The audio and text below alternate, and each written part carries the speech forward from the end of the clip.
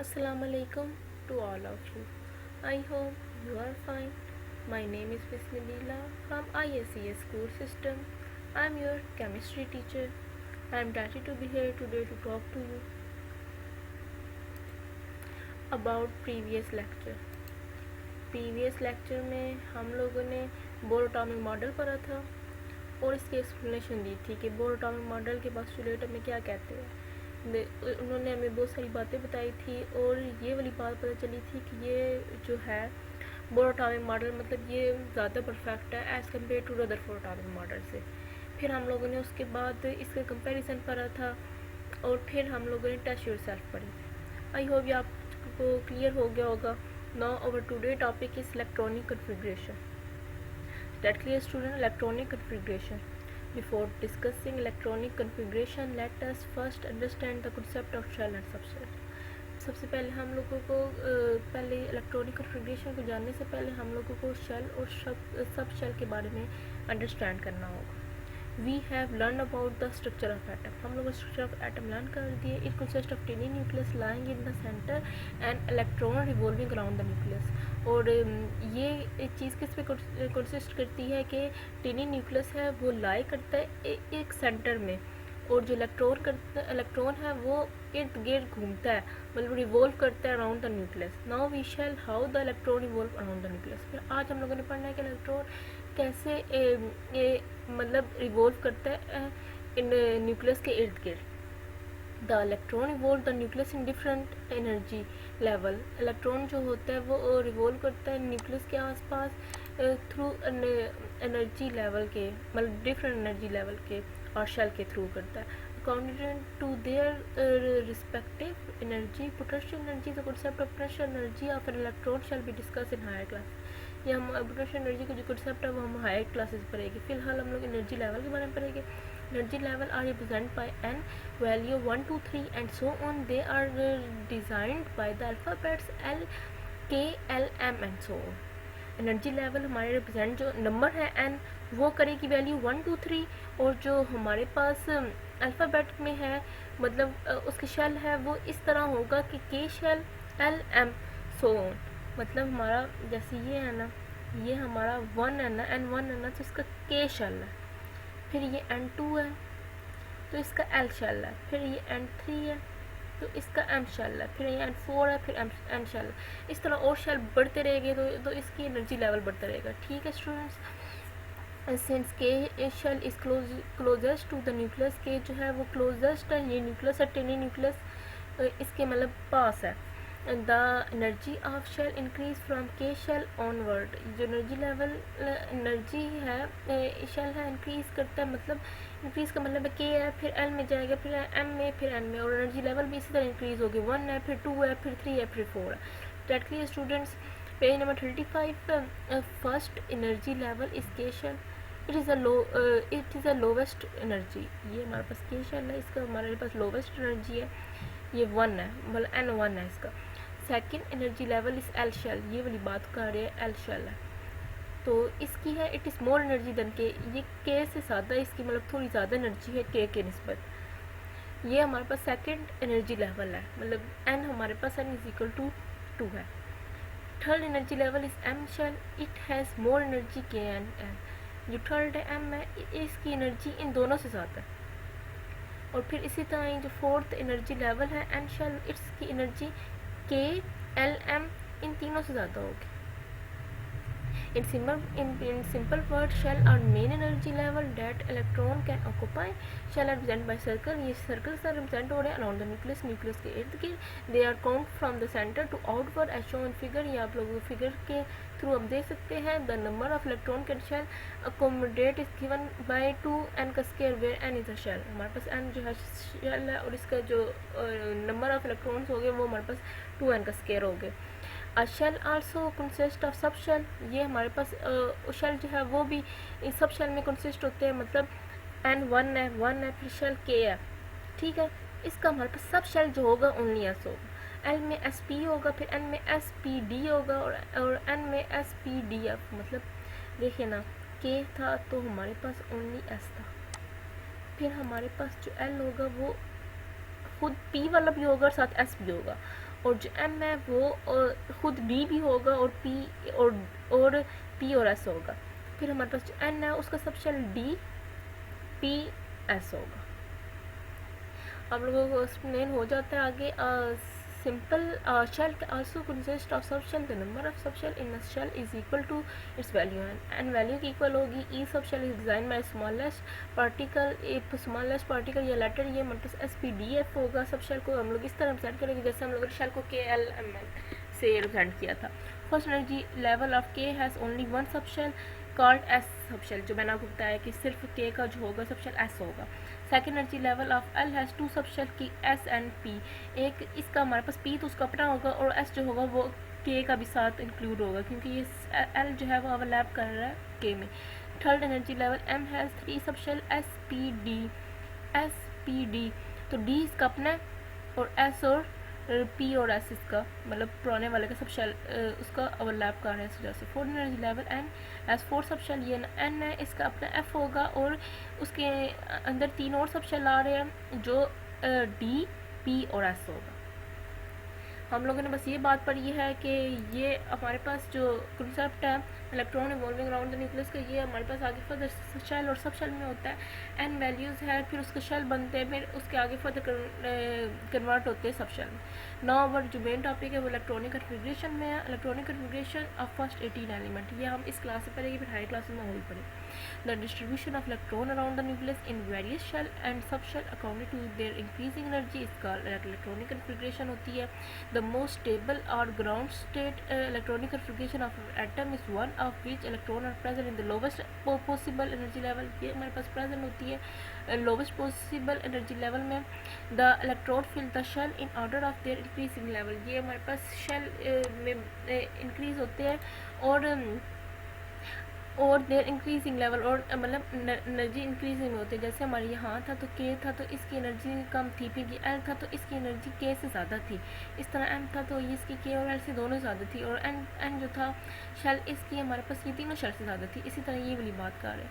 The maximum capacity of shell to so accommodate the electron is and following, ये हमारे पास shell को capacity की है कि जो शेल है ना उसमें 2 इलेक्ट्रॉन्स होते हैं। अकोमोडेट मतलब हो सकते हैं, मतलब 2 ही हो सकते हैं, इससे ज़्यादा नहीं हो सकते। फिर हमारे पास और जो इलेक्ट्रॉन होते हैं ना फिर वो एल में फिल होने शुरू हो जाते हैं। L shell can accommodate 8 electron, फिर इस तरह M shell can accommodate 18 electron, और जो एन शेल है वो अकोमोडेट करेगा 32 इलेक्ट्रॉन्स। जो 32 इलेक्ट्रॉन्स वाला जो होता है ना ये हमारे पास आउटर मोस्ट शेल होता है, सबसे बड़ा शेल होता है। As we know, there is slight difference between energy of subshell within the shell. Therefore, filling of electron in subshell of a shell which is S subshell is filled first. यही वाली बात है कि इसमें पहले जो S subshell है वो हमारे पास fill first होगा। ये वाली फिगर देखिए इसमें।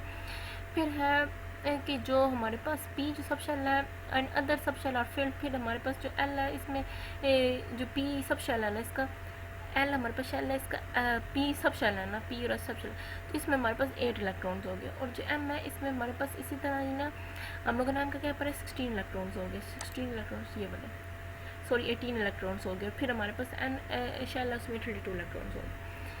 ये वाली बात ही सारा लिख रहे हैं। फिर उन्होंने कहा एस सब शेल का नंबर 2 इलेक्ट्रॉन्स और पी सब शेल का नंबर 6 इलेक्ट्रॉन। ये एस को 2 इलेक्ट्रॉन्स इसलिए कहा है क्योंकि पी जो है ना सब शेल है 6 इलेक्ट्रॉन्स का, लेकिन एस पी एल के अंदर एल शेल के अंदर दोनों आते हैं ना, एस और पी। मैंने आपको यही बताया था, किधर बताया था आपको, ये वाली चीज़ दोनों आते हैं, तो इसका 2 होगा और इसका 6 होगा, तो इस तरह 8 बनेगी। इसी तरह ही ना एम का भी चेक करना और एन का भी चेक करना। कैसे, जो हमारे पास है एन उसके 8 है, और जो ये हमारे पास 8 है ना तो इसके अपने जो होंगे वो हमारे पास 8, इसके हमारे पास 10 हो गए, तो ये हमारे पास 8 प्लस करके हमारे पास 18 आएगी। इस तरह हम एम को 18 कहेंगे और इस तरह एन का हम लोग 32 लिखाएंगे कि 18 पहले थे और 18 बाद में। Write as the electronic configuration of the elements occur with the help of few examples. हम लोगों ने फ्यू एग्जांपल की में हम लोग इलेक्ट्रॉनिक कन्फिगरेशन करेंगे। The number of electron in atom, the sequence of shell and subshell according to their energy level. हम लोग सीक्वेंस ऑफ सब शेल और शेल सब शेल का सीक्वेंस रूल रखना according to their energy level. जैसे के है इसकी energy lowest थी, फिर उसके मोर एनर्जी, फिर मोर एनर्जी, इस तरह। The maximum number of electron can be place in different shell and subshell, ये हमारे पास प्लेस होगी डिफरेंट शेल और सब शेल की मदद से। अब हमारे पास एग्जाम्पल्स है जिसकी मदद से आपको इलेक्ट्रॉनिक कॉन्फ़िगरेशन नहीं आएगी। अब मैं आप लोगों को एक एग्जाम्पल समझाती हूँ, आपको क्लियर हो जाएगा। इसमें 11 इलेक्ट्रॉन्स है ना, जैसे अब पहले आप लोग चेक करो कि 11 इलेक्ट्रॉन्स हैं। आप लोग इंग्लिश वाला पढ़ लेना, आपको मेन जो चीज़ है वो दो बताते। ये हमारे पास 11 इलेक्ट्रॉन्स, ठीक है, हम लोगों ने इसकी कॉन्फ़िगरेशन लगानी। ये हमारे पास 2 इधर फिल हो गए, हम लोगों ने इसके काउंट याद रख के करना है कि केल में 2 ही आ सकते, ज़्यादा नहीं आ सकते। 2 इधर फिल हो गया, फिर हमारे पास एल था, उसमें 8 इलेक्ट्रॉन्स आ सकते, 8 इधर फिल हो गए, 8 9 10 हो गया, तो एम में हमारे पास 1 आ जाएगा। और फिर अगर ज़्यादा हो गया फिर उसमें फिल होगी, लेकिन हमें अभी 11 इलेक्ट्रॉन्स की मतलब फाइंड करनी। तो फिर हम लोग अब देखिए 8 9 10 11 ये पूरे हो गए फिल, तो मतलब हमारे पास यहाँ तक जाएगा। अब हमारे पास क्या होगा, 2 8 1 है, के एल एन है, तो इसकी इलेक्ट्रॉनिक कॉन्फ़िगरेशन क्या होगी, 1s2। मैंने आपको बताया ना पहले, हमारे पास फॉर्मूला क्या है, 2 and 2, ये वाली चीज़ 2 and 2 की मदद से हमारे पास होगी कॉन्फ़िगरेट 1s2 2s2 2 पीसेस 3s1। कैसे, 1s2 हो गया, फिर 2s2 हमारे पास 2 जो था हमारे पास इसका शेल था, तो हम लोगों ने सब शेल था, तो हम लोगों ने क्या लिखा है 2s2। इसी तरह फिर 2 पीसेस 8 जो है इसका हम लोग फुल करने के लिए 2 पीसेस करेंगे, फिर हमारे पास 3s1 होगा। अगर ये हमारे पास किधर तक जा सकता है, ये हमारे पास 3s2 तक जा सकता है, फिर 3s6 होगा इस तरह, ठीक है। ये हमारे पास आउटर मोस्ट शेल था, ये हमारे पास लोअर शेल था 1s2 का के का, तो इसमें 2 इलेक्ट्रॉन्स आ सकते हैं। जो ये वाला हमारा पूरा जो शेल है ये हमारे पास 8 का है, 8 मैक्सिमम है, इसमें एस और पी भी को एग्जिस्ट करेगा। क्या एस और पी पे को एग्जिस्ट करेगा, तो 2s2 एस में 2 ही आ सकते हैं और 2 पी 6 पी का हमारे पास 6 आ सकते हैं। इसी तरह ही इसका है हमारे पास 17 है, पहले हम लोगों ने फिल किया 2 8 8 8 9 10 और फिर हमारे पास 8 है।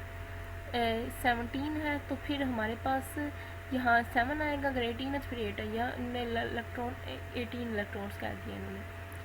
तो फिर हमारे पास 1s2 2s2 2 पीसेस यहाँ तो आप क्लियर हो गया होगा। फिर 3s2, मैंने आपको यही कहा था कि s में हमारे पास 2 ही आएगा, तो 2s2 फिर 3p6, तो 6 है, तो यहाँ हमारे पास 6 है तो 6 आ सकता है। इसके अलावा हमारे पास और भी आ सकता है, लेकिन p में हमारे पास 6 ही आते हैं।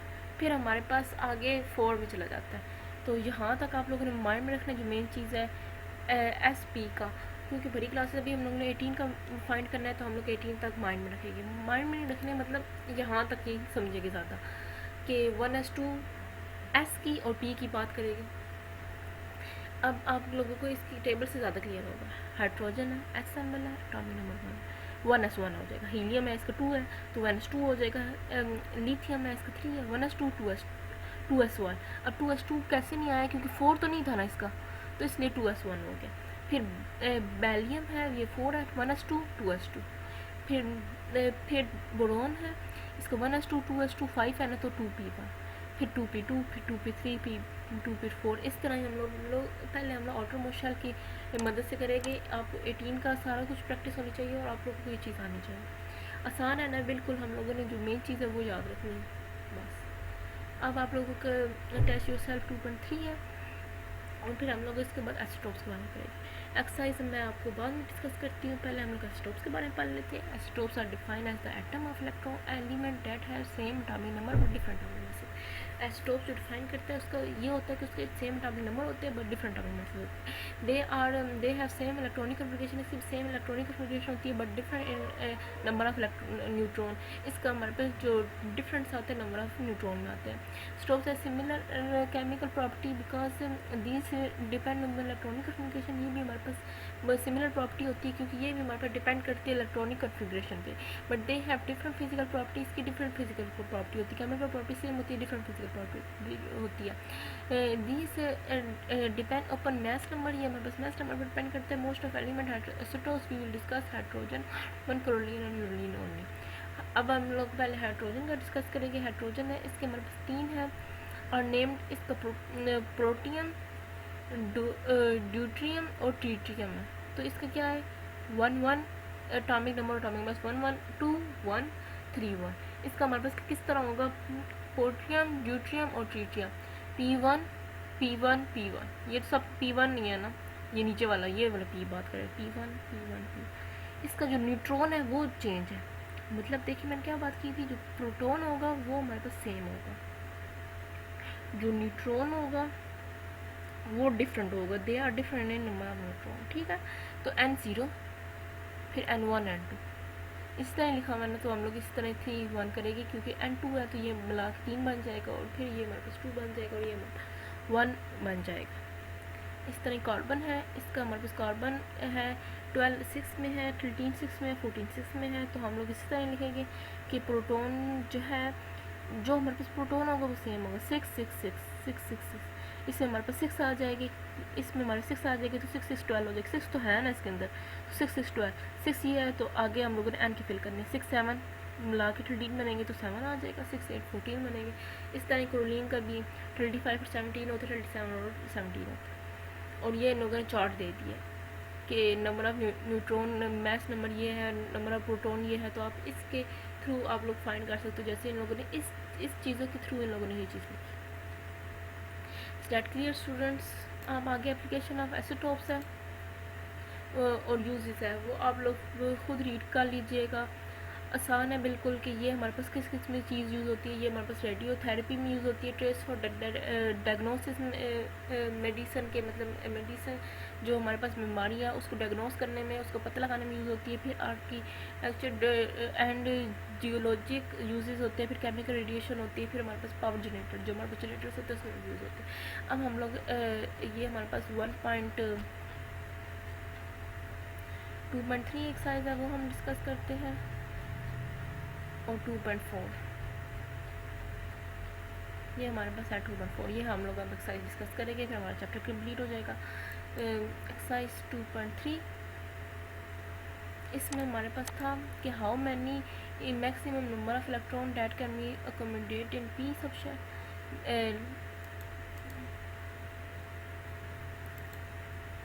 तो हमारे पास क्या था, मैक्सिमम नंबर ऑफ इलेक्ट्रॉन का अकोमोडेट पी सबशेल 6 होते हैं, 6। आप लोगों ने पूरा टॉपिक पढ़ लिया तो आप लोगों को मुश्किल नहीं होगी। फिर है how many subshell are there, second subshell s और पी होगा। फिर उन्होंने कहा why does an electron fill 2p और ऑर्बिटल एंड 3s ऑर्बिटल। हम लोगों ने ये कहा है कि इलेक्ट्रॉन और orbital differential according to increasing level. हम लोग ने यही पढ़ा था कि इंक्रीजिंग लेवल से हम लोग इंक्रीजिंग एनर्जी से करेंगे, कोई जो छोटी एनर्जी होगी पहले करेंगे, फिर हम लोग उससे मोर एनर्जी, फिर मोर एनर्जी, इस तरह जाए।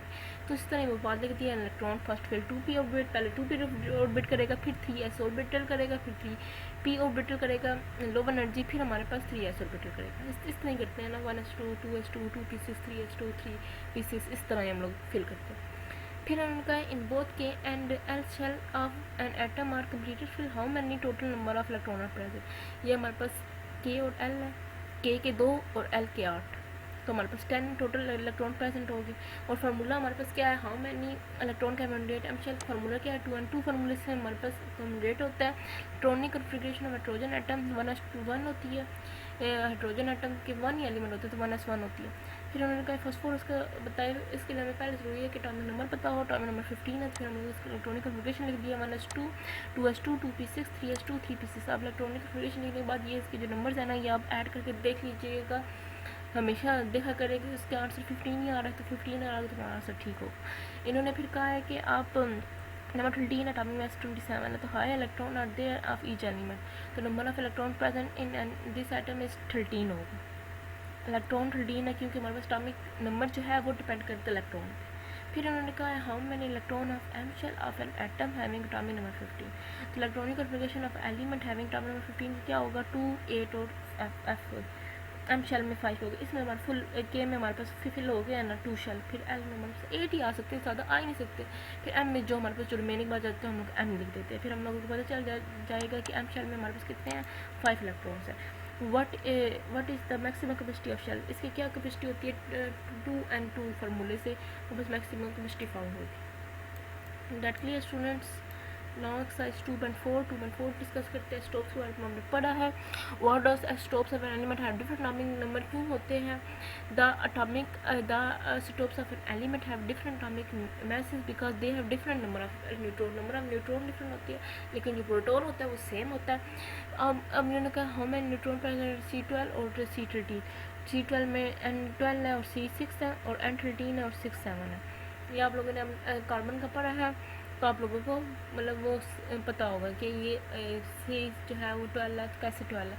क्योंकि जो प्रोटॉन है इसमें हमारे पास 6 है, 6 ही रहते हैं, और जो हमारे पास न्यूट्रॉन है वो हमारे पास 12 है, तो इसमें माइनस कर देते हैं N = A - 8 के फार्मूले से। तो सिंपल है। What are the isotopes of carbon contain greater number of neutron. तो हमारे पास कार्बन जो है उसमें कौन कौन से आते हैं? हाइड्रोजन के जो है 3 स्टोप्स है, प्रोटियम, ड्यूट्रियम और ट्रिटियम, ये तीनों पर है ना।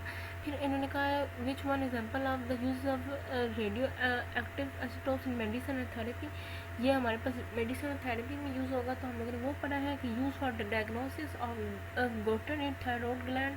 ये हमारे पास गले में जो हमारे पास नेक होती है इसमें बीमारी होती है, ये हमारे पास थायरॉयड ग्लैंड होता है, इसको डिटेक्ट करने में यूज़ होती है। फॉर कैंसर की मतलब जो चीज़ ख़राब हो जाए हमारे जिस्म में, तो हम उसको यही कहते हैं कि ये कैंसर बन गया। तो ये हमारे पास कोड 60 जो है ये हमारे पास यूज होती है, मतलब रे के थ्रू ये बीमारी डिटेक्ट होती है। फिर हाउ इस गोटन इन थायरॉयड ग्लैंड डिटेक्टेड, कैसे डिटेक्ट होती है? पहले इन्होंने ये कहा है, तो इन्होंने कहा है ये हमारे पास एक एलिमेंट होता है ओडियम 131, ये हमारे पास यूज़ होता है इसको डिटेक्ट करने में। फिर हमारे पास इन्होंने कहा है define nuclear fusion reaction, define इसकी डेफिनेशन लिख दी है। Nuclear reaction in which are heavy in nucleus spread in smaller parts. ये हमारे पास एक जो न्यूक्लियस होता है वो हमारे पास बम्बार्ड हो जाता है स्मॉलेस्ट पार्टिकल में, उसको हम न्यूक्लियर फ्यूजन रिएक्शन कहते हैं। फिर उन्होंने कहा यूरियम 235 ब्रेकअप जब होगा तो उसकी last amount of energy produce, बहुत ज़्यादा एनर्जी प्रोड्यूस होगी। हाउ इस एनर्जी यूज, तो उसकी एनर्जी कैसे यूज़ होगी? When U 235 breakup of large amount energy is release which is use to convert water into steam. ये हमारे पास एनर्जी जो है वाटर को स्टीम में करेगी और फिर बॉयल कर सकती है। How many neutron are produce in fusion reaction 235, 3 neutron are produce in fusion reaction 235 जो प्रोड्यूस है वो इसमें कौन कौन से एलिमेंट होंगे? बैरियम होगा और एक क्रिप्टॉन होगा 94। Is that clear students? Now your topic is close. आप लोगों ने अब यूनिट जो है आप लोगों को सारा पढ़ा दिया गया है। इलेक्ट्रॉनिक कैलकुलेशन बहुत इंपॉर्टेंट टॉपिक था। स्टोव्स है, डेफिनेशन इसकी सारी चीज़ें और इसकी एक्सरसाइज सारी चीज़ें करा दी गई है। तो आपने यूनिट कंप्लीट करना है। इंशाल्लाह अगले टॉपिक में हम यूनिट नंबर 3 डिस्कस करेंगे। अल्लाह हाफिज़ students, I hope you understand your class task और कंप्लीट यूनिट नंबर 2। अल्लाह हाफिज़, back in charge, Bismillah, stay home, stay safe.